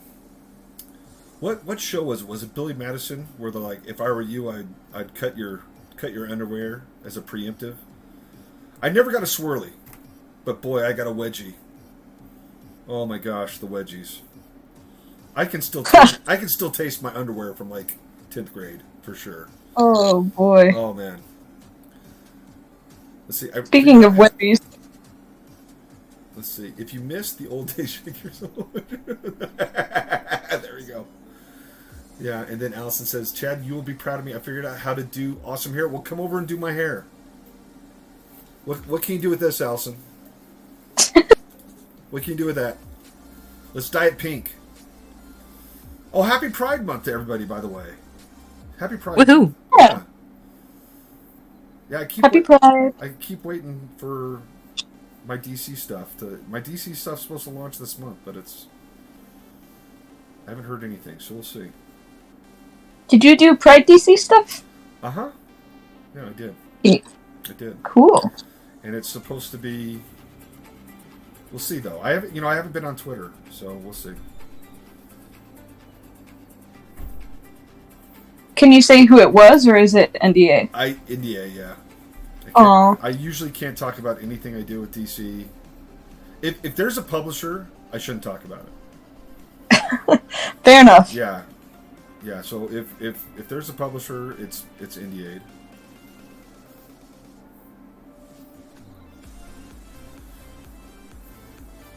This is turning out nice. This will be a nice piece. Either that or I'll wake up tomorrow and I'll hate it and I'll just delete it. I love Dazzler though. She's looking real good. Dazzler. I should put Longshot in here. I should put Spiral and Mojo in here. Ooh, Spiral would be awesome. Did you guys ever read Longshot? Arthur Adams? So, Longshot was one of the X-Men in the 80s and 90s, and him and Dazzler were sort of a thing. But if you read the Longshot series, that was like the introduction of Mojo and Spiral and Mojo World, which were some really nasty villains. But Arthur Adams, oh man. So you guys know that the reason why I draw comics is because I read Arthur Adams comics when I was a kid, right? Like I went into the comic book store, bought the Arthur Adams comic books, and I was like, I want to be that guy. Like that guy right there. His art was so... Oh man, he put up a rejected page that had like the best spiral on it I've ever seen. And I think he wanted like $10,000 for it, and I almost pulled the trigger. But Joy would have killed me. I knew Joy would have killed me. But I almost did it. It was so beautiful. I was like, and it was so funny. Okay, I'm gonna tell you guys the story. So I was like, who was the idiot editor that rejected that page? And guess who it was?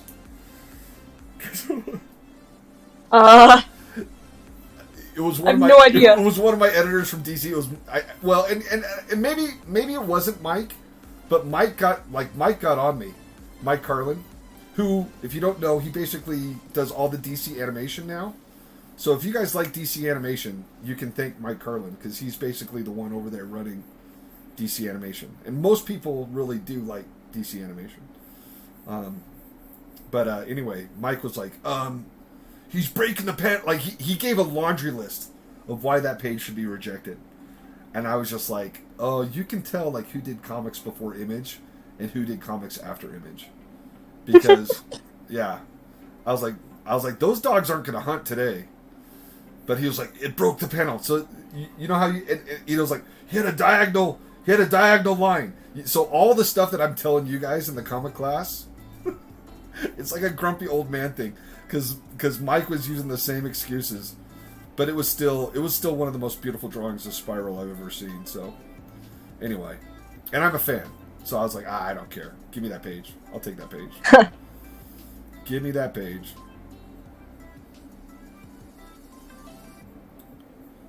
You know what? We were going to talk about... I'm looking at my notes. We're going to talk about your webtoons, Randigo. You want to take a... a second and look at... Art Adams still draws my favorite rendition of the Hulk. He's just good. You know what? I never thought about that. Longshot did sport a mullet. He sported the ultimate mullet. So... Brandon's on! Yeah. Brandon's on. So Brandon's Kiona Graphics says, tell Mike we need way more Young Justice. I will. If I ever see him again, I definitely will. Agreed. Young Justice was awesome. So let's for those of you who don't know, Randingo has stuff up on Webtoons. Let's take a second here. I'll zoom out on our boy. do you not want to? No, it's okay. Yeah. I just want to share. So Randingo's making comics. Here, I'm gonna move our this over here. And so Toil and Trouble is the name on Webtoons. Icon pending. Randigo art, and this I have it on chapter 1, chapter 2, but look at how much you can go read it right now. You can basically read the first 12 chapters for free on Webtoons. So do you want to talk about the synopsis? Yeah, so Toil and Trouble is basically just about a young witch named Montavia, and she's the one in the icon there. And in this world, magic's very heavily persecuted due to some things that will be revealed later. So she can't live amongst normal people. But due to her mysterious past, she has summoned a demon, as you could see Chad scrolling here. It's her casting the spell. And trapped it in the body of a scarecrow so he can't have access to his full powers and she can control him. He's so it cute, starts. though. He is cute. I love him so much. I've drawn too many like little stickers I need to make of him. But yeah, so it's just about them and them trying to make a life for themselves outside of society and outside of a world that is persecuting both of them for various reasons. It's because and then they play D&D. it's because they play D&D, right? She has a massive dice collection. No, but this is a little bit of a spoiler, but of course, to keep the plot going, there's going to be a reason where they're going to need to go and enter back into society for suspenseful and scary reasons. So if you want to see why, like, feel free to read it. It's been a very fun project, and I've loved working on it, and I'm excited to post the next chapter. Good Oh, times. thanks, Johnny. You're so sweet. I need to. I can't read. I have a reflector covering up our live stream, so. But Oh, Johnny for just sure. Check it out. Let's see what Johnny says. You have made amazing progress, I love seeing your artwork in comic. That is the cool thing about doing comics, because you're drawing all the time. It is like a great muscle builder for your art skills. It will. You'll be like Arnold Schwarzenegger when you're done, because I'm so excited. You're drawing all the time. So Justin Jangle, hey, you said you might ink this yourself. Is this still the sketching stage? So let me explain. What I do is I'm basically doing finished pencils on this, and then I'll print it out and I'll actually ink it on Bristolboard. Just the clean version though, not the sketchy version underneath. So it's super clean, and then I usually color it with Copic. Sometimes the Copics cooperate and sometimes they don't. But if I can get like a really good Copic rendering, I'll turn it into a print, and then if the Copics don't turn out, I'll take this version of it and color this digitally. So anyway, so the person is always going to get, the person who ordered the commission, they're always going to get the original art. But then I basically recycle a lot of my commission stuff and turn it into prints and stickers. And some artists don't like that. They think that somehow it cheapens stuff. But I'm like, I've never had anyone complain, so I don't care. What say you guys? I don't know. I can't see Ian as the Terminator. Let's see. I can't see Ian. I missed something. What did I miss, Brandon? I can see Ian making the sound effects for the Terminator.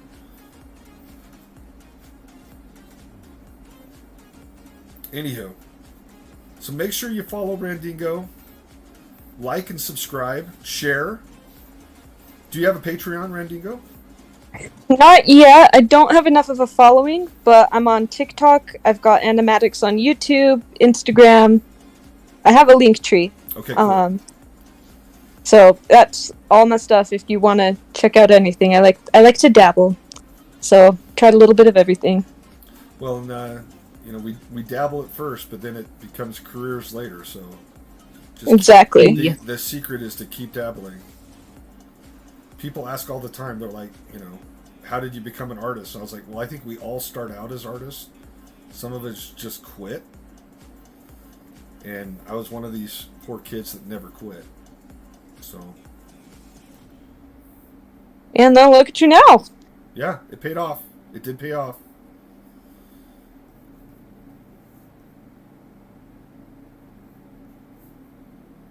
Right. Lynn David says, hey, she bought a drawing from an artist at a con and later saw online someone else had exactly the same original drawing. She wants to know what you think of that. So they're drawing the same drawing over and over again with no differences? I would take issue with that. I would take issue with that. But, you know, if I make it into a print, though, and someone has the original and someone else has the print, I don't see an issue with that. But, like, if I took this and I inked it for one person and then turned around and inked it for another person, I don't know. Would that be questionable? I don't know. What if somebody wanted it? What if somebody requested it?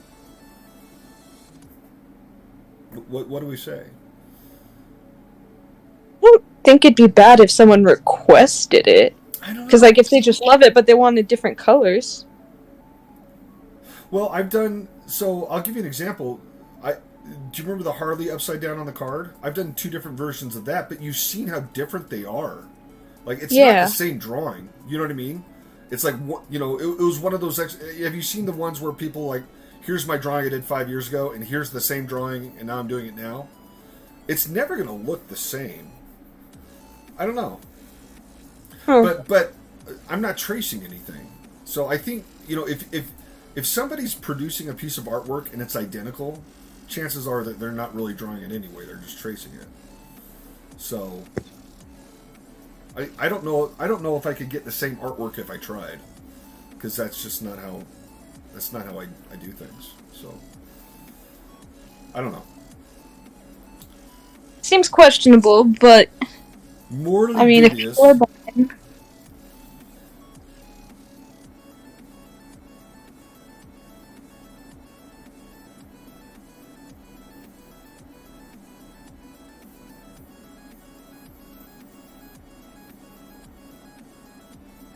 Yeah, she says it was an Aquaman picture.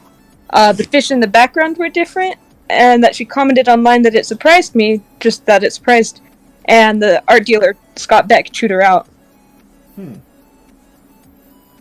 Huh. I don't know. I do know that, like, lots of times people will do recreations, but they usually write that it's a recreation. Yeah. So, I don't know. Questionable, to Yeah. say the least. But, and the other thing about just sort of rehashing old art, I don't know any artist that really wants to rehash their old art. I feel like I look at stuff and sometimes, like, the next day I hate it. And sometimes I look at it 10 years later and it still holds up. But I'm always trying to improve. So I don't really... if someone came to me in 5 years and said, I want that same Dazzler that you had on the live stream, I'd just be like, well, you'll get a Dazzler, but you're not going to get the same Dazzler. I'm going to draw it differently. So, I don't know. But, you know, it just depends. If they're tracing and that's their process, then you're going to run into those problems. I don't have to worry about that because I mean, you guys are watching me draw it right now.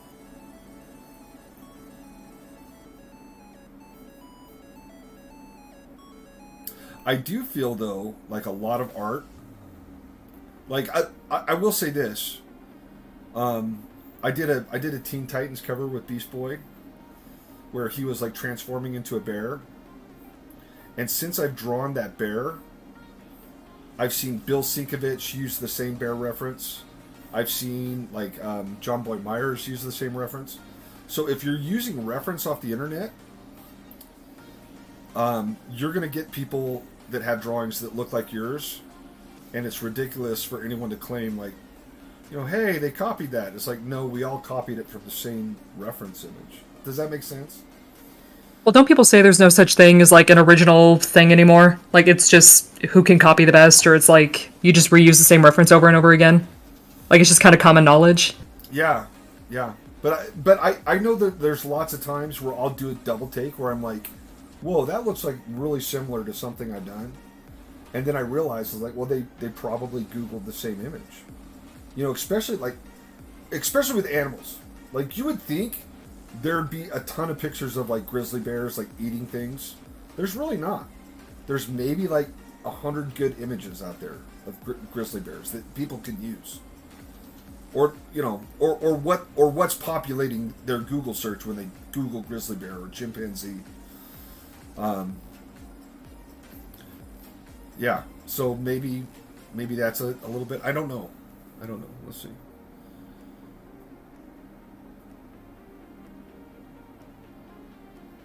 You'll have to tell me this. I know that you don't want to talk schmack, Lynn. You'll have to tell me the story when we're in person. We'll talk schmack outside of the live stream. So, holy cow! It's 4:40. No, where'd the time go? I know, man. We're blazing though. Let's see how much we can get done. I'm gonna stop doing the legs. I'm gonna come up here. We'll finish the upper body. And then, just for clarification, you're just inking right now, right? Just over the sketch. Well, the layer below is the rough, and this is the finishes. Because in digital, there's not really ink. But yes, if I was doing this traditionally, this would be the inking. If I was doing it traditionally, but I will take this a step further, and I will print it out, and I will ink it. I'll ink it by hand. So nice. I'll take this, I'll print it on bristle board, and I'll ink it. So, and actually this one, what I'll do, because this is going to be on a sketch cover, I'll probably print it out and then trace it onto the sketch cover using a light box. And then I'll redraw it and re-ink it on the cover.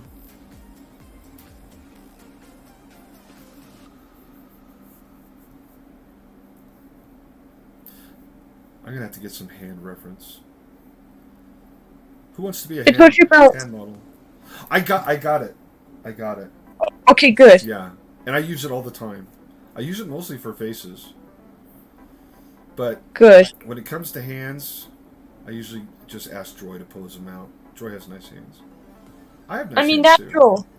Natural's always better, especially for dynamics, I think. Yeah.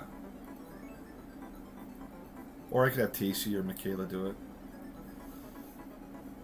My kids hate posing now. I'm so glad that they posed when they were younger, because they won't do it now.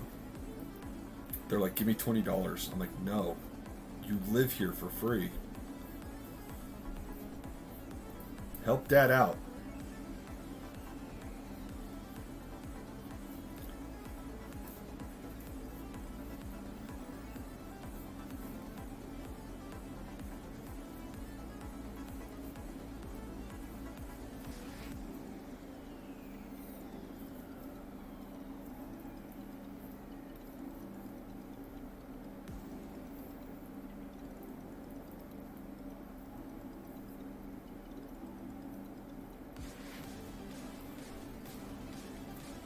You can tell I'm concentrating because I'm not flapping my yap. Try not to distract you. I know. Oh, I was like, okay, time to distract him. What if we, like, golf commentated? Chad totally messed up that finger. Boy, oh boy. How the mighty have fallen. And now we patiently wait for the next stroke. And there we go. Now we have a middle finger. Very nice. Very sharp. Look at the consistency. You'd be a good commentator. That sounds very golf-like.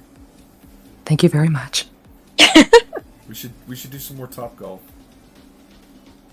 I freaking love Topgolf. That'd be so much fun. But hold on, I'm in the zone. Now you see how we are adding detailed lines onto the fingers to give a more lifelike appearance. Now one thing to keep in mind is that with every line you add to the hand, it adds age. It does! She has old hands. Yes, I gotta erase. Yes, you taught me that. That's why I'm making you aware of this. Now.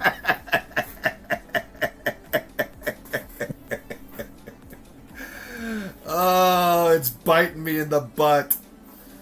I'm literally holding you accountable. Do as I say and not as I do. Alright, Art Man, time to prove yourself. Here, let's do this. Whoa, hang on. What the heck happened? There we go. Do we think those hands look too old? Yes, we do. Yes, we do. Ah! No one wants to see veiny hands Now that he has become aware of his veiny hands, notice how he goes back and makes the corrections.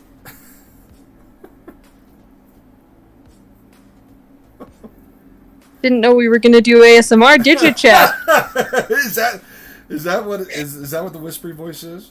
I'm gonna say, I have my spiky water bottle next to me. I can just start, like, running my Apple Pencil down it to give, like, a sound effect. Go get some chips. Start crunching into the Crunching mic. chips. I have Takis. Hey, I have ice. Should we do ice? Ice ASMR? Yeah. I think we'll get flagged. Oh, really? No. Just, I don't know. For those, does everyone know what ASMR is? I do. Because I mistook it for a religious experience when I was younger. I had one that, like, I saw other dimensions. Are you serious? Oh, yeah. Yeah, I'll tell you the story. I want to know. Does crunching ice, is everyone like, woo, now? Is everyone, woo? Well, I've seen weirder things being crunched. Hey. Hey-oh! Let me tell you, nothing made me as uncomfortable as watching someone eat aloe, because it was very, like, Ew.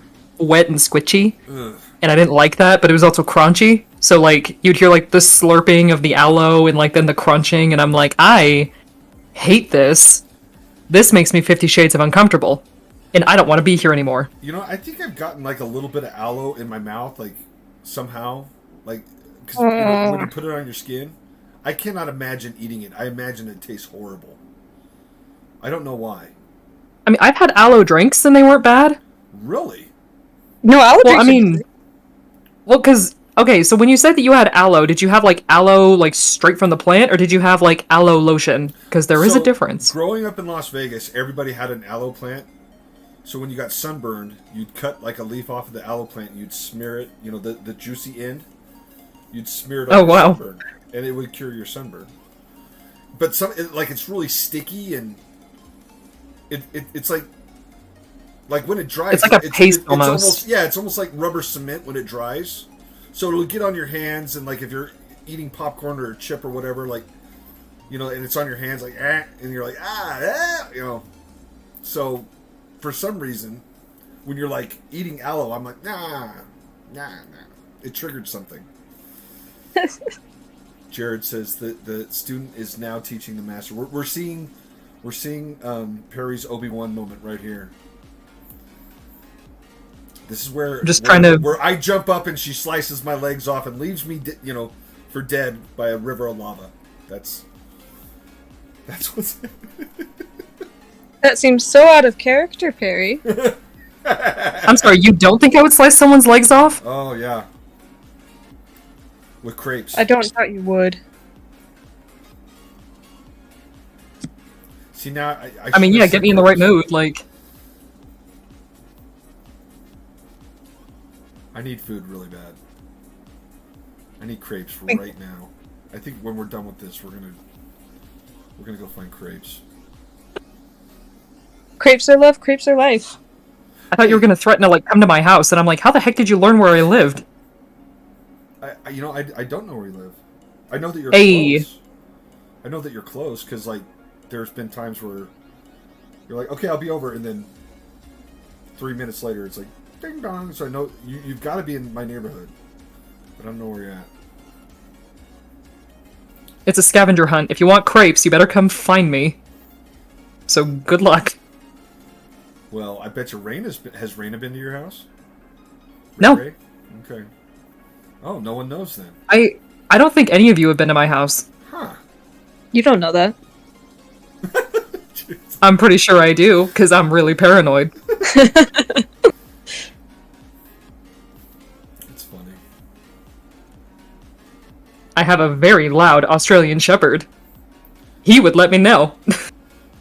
Boo will let me know if anyone gets within 1,000 feet of this place. She just starts losing her mind.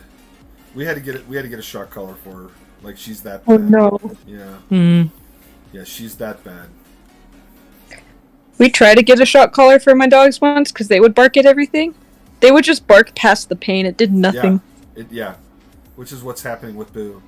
You know what I have found that works the best is, while they're being shocked, like I call her, I'm like, come here, Boone, I'll rub your butt, and she'll come and get her butt rubbed. So she likes butt rubs. Who doesn't? Who doesn't like a butt rub? I'm gonna plead the fifth on that. I was gonna say, I'm like, how do I pivot the conversation? This took quite the turn. You just need to find the right butt rubber. So on to a new topic. I could make crepes. Thank you, Perry.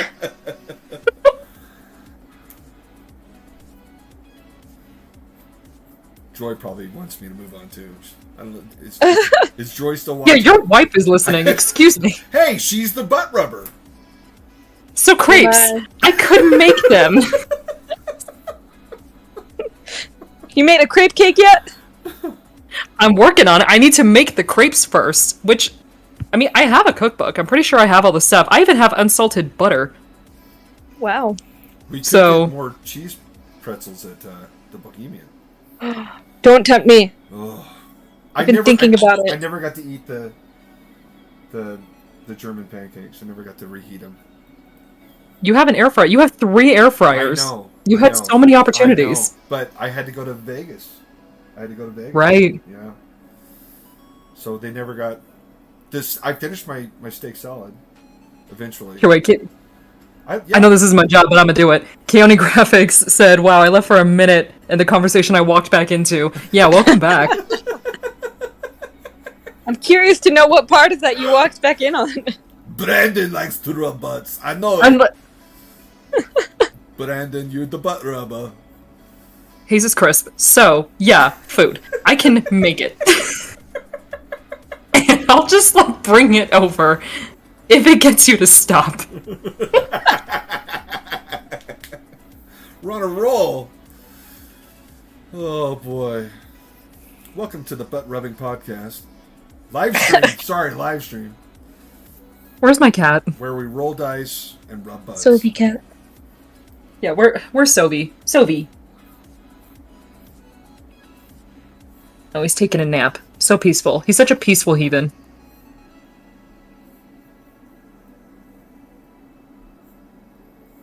Well, guys, it's almost 5 o'clock, and I've inked, or I've, finished. I've digitally finished this side. Let's finish up this hair, and we'll call it good. She's looking pretty fly. Yeah, I'm happy. I'm happy.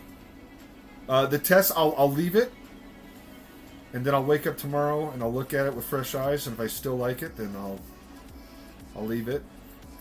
If not, then I'll erase it and start over. Also, from Johnny, Millie says hi. Hey, Millie, happy birthday! I know that it's not your birthday, but I was with your dad when it was your birthday, and I haven't talked to you since, so happy birthday to Millie. Millie's now 21. No, Millie, how old are you? 13? You a teenager now?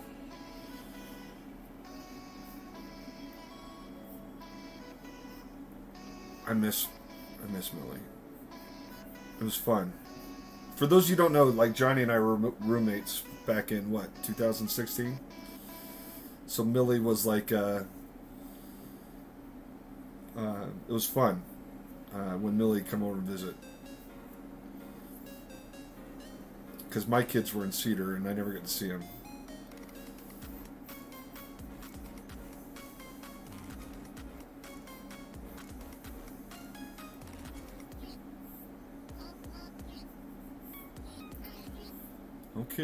Okay, guys. Well, we hope you have fun today. I think this was a good one. Yeah. This is one of our better shows. I'm glad that you were able to hop on, Perry. It's good to hear from you. Yeah, I was just kind of lurking, and it's oh, well, I can talk. Plus, it's good practice for, I think I'm going to go live later. So, okay. I'm, getting into the mindset. I would jump on, but I still have, my computer's not up 100%. I have the 2 monitors now. Obviously, I can stream, which was better than last week. Okay. For sure. Making progress. But my scanner is not hooked up. I have to move my scanner because my new Wacom's so big. I have to change my entire office. So I have to unhook my scanner, move this over to here, and then put my scanner over and hook it up. So, and then I got to. What Wacom is it? I got the Wacom 24 Pro. Oh, nice. I got a 27, but it was too big. Matter of fact, I will probably be selling the 27 if anyone's interested. It's basically brand new, but I literally couldn't fit it all on my desk. How much do you think you'll sell it for? Just out of curiosity. I'll sell it for the same price I bought it. Cool, So cool. 500. But anyway. No, everyone's just like, everyone's interested. I know, it's like, excuse me? What's that? Everyone is interested. Okay. Allison commented. Okay. I'm thinking about it. I also have my 17-inch that still works. Like, if anyone's on an older PC, it still works. I just wanted one that was a little bit more up to date. Because once I okay, so anybody that's watched these streams, like, this is not production mode. Like when like if I was drawing this for reals, like if I was drawing this on a con floor, this would have been done in like 30 minutes, an hour tops. Okay, so what you're seeing here, this is us goofing around and we're drawing at the same time and we're talking and we're distracted and we're having fun. But like when you're doing, like when you're in the zone and you're doing comics, you are flying through it. And I love my iPad. I love the responsiveness of an iPad, but it's such a small drawing surface, you can't use your whole arm when you draw. And so I wanted a Wacom, and my Wacom was just slightly bigger than my iPad. It wasn't that much bigger. So I got one where I can basically use my whole arm, and I got the ergo stand so I can put it right in my lap, like a giant pad of paper, and just crank. Because when I'm, if I'm hitting like a daily deadline, I'm going to have to do that. So it's going to get nuts again. It's going to, I'm not, how they say you have to be nice, you have to be good, and you have to be fast. I'm nice and good, and I can hit a deadline, but I'm not fast. Okay? I'm not like Jim Lee. Like Jim Lee, holy poop balls. So you guys watch his live streams? You ever watch him draw? He scares me. Oh, he did this penguin when Allison was my intern and helping me with this. She had me raid Jim Lee's live stream, and he was doing this penguin. You should see what he was able to get done in an hour. I mean, he got something done, and it was amazing. So, anyway, I can't draw like that. I can draw like that without distractions, but not. He's a whole other level. It's not even. I shouldn't even be making comparisons. I see. Okay, that's you, Parasite. Let's see. Sign it and sell it at your next con. I would definitely will. Let's see. Okay, so Jared has to go to work. We'll see you, buddy. Thanks for joining us. We have to be going too. Let's go ahead and wrap it. Thank you for joining us, Randingo. Thank you for being here. We're sorry. Dev was not able to be here. He had a conflict with work. Hopefully we get Dev on next week with us. We might change to Thursday if that allows Dev to join us more. So we'll see. Just keep an eye on the live stream for streaming times. Perry, thanks for joining in. Thank you for the golf commentary and reminding me about what I taught you about lines and hands. Anywho, anybody want to say anything before we go? Oh, okay. Go check out my webtoon if you need a moment. If you're bored. Check out what can you put that in the chat? Why don't you put the link in the? Oh, will it let you, or will the bots censor it? I'll try. We'll see if I get censored, but I will try. Yeah, well, try and put it in there real quick, and then we'll for sure make sure that you're following Randingo on Webtoons. Like, support, and share. And and we'll let me know when you're got it up in there, Randingo. Copying and whoa. did it give you some type of robotic Taste it. reply? Let's see. Yep, but it's good now. Well, tasted. Okay. All right. Oh, it only came up as a little asterisk though. It didn't work. Yeah, it's the whole. Oh. We got to figure out how to get past the robots. We'll have to make you like a moderator so you can do it. Well, let me tell you this. Click on my Twitch profile. I've got my link tree up there, and you could get Toilet Trouble, anything that I want. So Cool. Alrighty, guys. Thank you for joining us for Creating Comics. We'll see you in a week. Be good. all right. All right, guys.